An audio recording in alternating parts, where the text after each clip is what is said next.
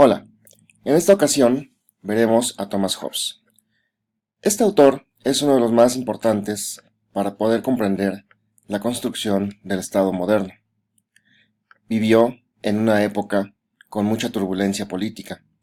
Eso le permitió poder construir una perspectiva en donde la construcción del Estado moderno era un aspecto fundamental para la resolución de los problemas no únicamente de su época, sino también del futuro. Vamos a comenzar por el planteamiento de cuál es el origen de la época en que vive Thomas Hobbes. Hay que recordar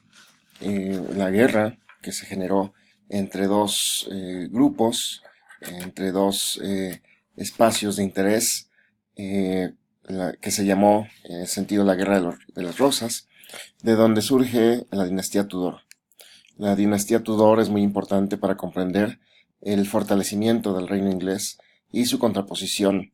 a otros espacios de poder en la época, como los propios estados papales, como el Imperio Español, que en ese momento estaba consolidándose también,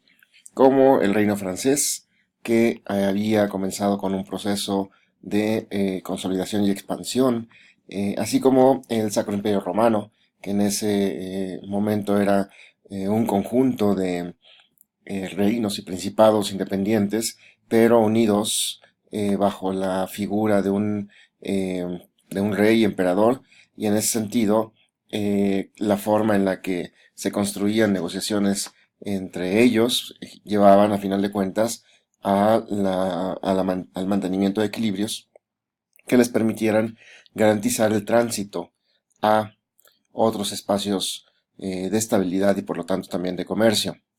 En el contexto de la familia Tudor, pues obviamente hay que recordar a Enrique VIII, que es uno de los grandes reyes ingleses, y pues más bien se le recuerda por su posición de divorciarse de su primera esposa, Catalina de Aragón, y sus amoríos con Ana Bolena, que llevaron en buena medida a una crisis del reino como tal, y también un poco entender el involucramiento de los grupos religiosos que en ese momento se disputaban también el control del reino, particularmente por un lado los católicos y por otro lado a partir del surgimiento de la Iglesia anglicana, pues la influencia de algunos grupos protestantes que en el sentido estricto no eran anglicanos, pero que influyeron para primero lograr o hacer viable la separación de Inglaterra del control del papado y después influir en la composición del gobierno y comenzar a permitir y a generar condiciones para la práctica del protestantismo. Esta relación pues obviamente lleva a pues a una conflagración a lo largo de toda Inglaterra que dura después de la muerte de Enrique VIII a incluso hasta el reinado de su hija Isabel I. En ese sentido es importante ubicar este proceso, pues es a final de cuentas lo que permite construir a la Inglaterra contemporánea. En buena medida, no únicamente por que sentó las bases del imperio inglés que obviamente se expandió durante los siglos XVII, XVIII y obviamente XIX, sino porque él ha logrado ubicar a Inglaterra como una potencia internacional. Aquí estamos viendo, entre otras cosas, pues los espacios en donde Enrique VIII, la familia real